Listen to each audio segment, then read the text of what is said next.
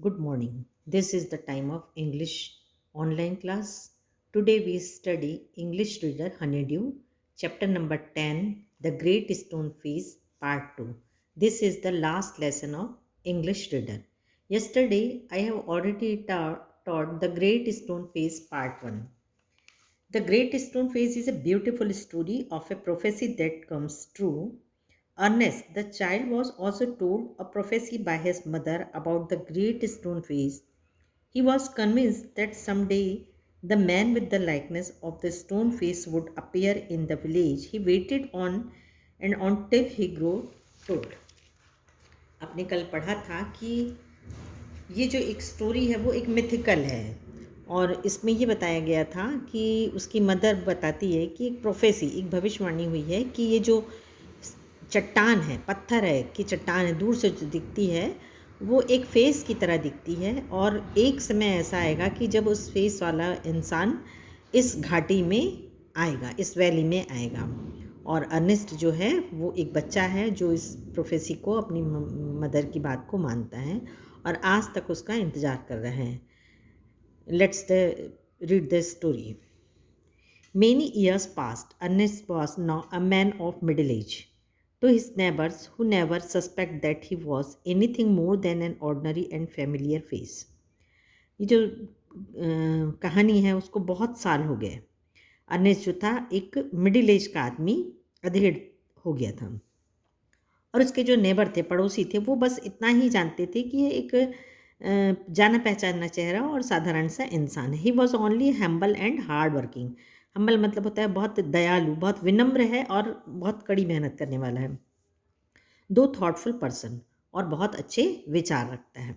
But what about the old prophecy? लेकिन उस old prophecy का क्या हुआ जो उसकी मदर ने बताई थी? Was it ever fulfilled? क्या वो पूरी हुई? Let's read and find out. चलिए हम पढ़ते हैं और देखते हैं कि क्या वो प्रोफेसी कंप्लीट हुई। The years hurried on. Hurried मतलब जल्दी जल्दी साल पे साल बीतते गए। And broad white hairs upon the head of Ernest. Ernest के सिर के बाल पूरे सफ़ेद हो गए। And made wrinkles across his forehead and furrows in his cheeks. और उसके चेहरों पे, गाल पे और गले पर झुर्रियाँ आ चुकी थी। He was an old man. वो बूढ़ा आदमी हो गया था। But not in vain and he grew old. खाली वो फिजिकल शरीर से नहीं हुआ था। More numerous than the white hairs on his head were the wise thoughts in his mind. जितने उसके सफ़ेद बाल थे उससे भी ज़्यादा उसके जो विचार थे वो बहुत बुद्धिमानीपूर्ण थे, बहुत अच्छे विचार थे उसके।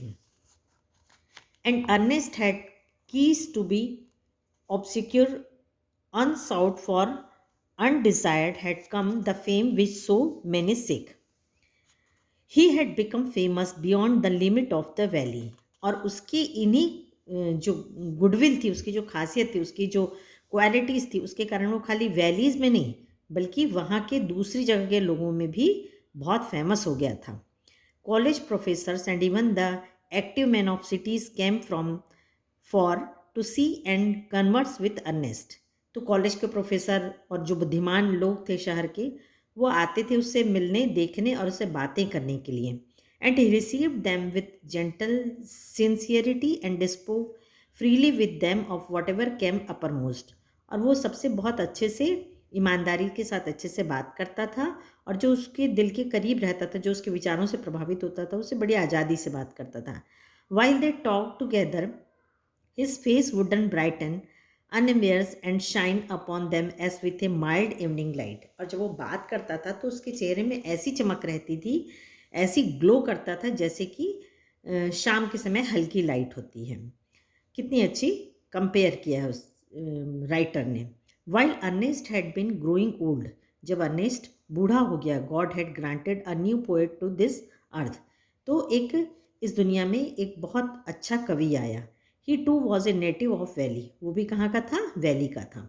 But had spent the greater part of his life in distant city, लेकिन वो अपना बहुत सा भाग जीवन का दूसरे शहरों में बिताया था। Pouring out his sweet music everywhere, और उसकी जो मतलब उसकी जो कविताएं थी वो पूरी दुनिया में बहुत फेमस थी। Neither was the great stone face forgotten for the poet had celebrated in a poem. The songs of this poet found their way to Ernest. He read them after his customary toil. और वो जो Ernest था वो भी उस poet से बहुत impress था। और जब वो कस्टमरी मतलब अपने रोज के काम से फ्री हो जाता था, he seated on the bench before his cottage door, तो अपने दरवाजे के बाहर बैठ जाता था बेंच में। As he read he lifted his eyes to the mountain, और पहाड़ों की तरफ देखता हुआ वो कविता को पढ़ता था। O great stone face, he said, is not this man worthy to be your likeness. और पूछता था कि क्या तुम्हारे चेहरे के जैसा कोई व्यक्ति नहीं आएगा। The face seem to smile but did not answer. जो चेहरा था चट्टान का वो मुस्कुराता था लेकिन बोलता कुछ नहीं था। Now it happened that the poet, though he lived so far away, वो बहुत दूर रहता था poet, had not only heard of Ernest but had thought much about his character. खाली उसके विचारों के नहीं बल्कि उसके चरित्र के बारे में, उसके कैरेक्टर के बारे में भी बहुत कुछ सुना था। And wish to meet this man, और उसे मिलना चाहता था वो poet, whose wisdom walked hand in hand with the noble simplicity of his life। और उसके जीवन के बारे में वो इतना सुना था कि वो उसे मिलना चाहता था।